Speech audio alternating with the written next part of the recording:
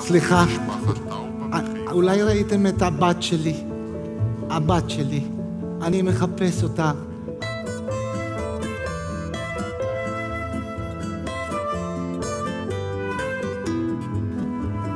התחלת לקרוא את הפרק? בלעדינו? אנחנו חבורה ואמרנו שקוראים ביחד. גיטה. מי זאת גיטה?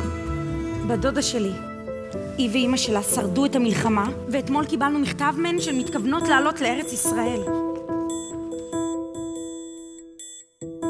כולנו ראינו את האנשים שבאים משם, את המבטים שלהם, את הצעקות באמצע הלילה. אף אחד מאיתנו לא יודע מה זה נקרא לחזור משם. אני יודע שזה לא נראה ככה, אבל יהיה לך טוב פה. אני מציע שנעלה לכרמל. זה מסלול מאוד מאוד יפה, והמנזר זה מקום מקסים. זאת אווה.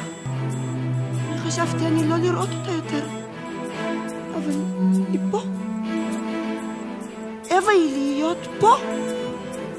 אבל המלחמה נגמרה כבר מזמן. למה אף אחד לא בא לקחת אותה? אין מי שיבוא. אין פה שום אווה, ואני מבקשת ממך ללכת מפה.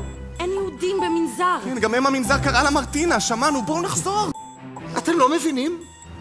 זאת ההזדמנות שחיכינו לה. בואו נוציא את החסמבה שלנו לפעולה אמיתית.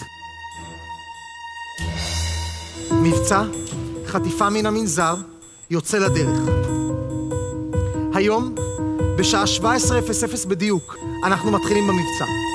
המבצע שלנו כולל הסוואה, פעולות הסחה, וכמובן, את החטיפה עצמה. שימו לב.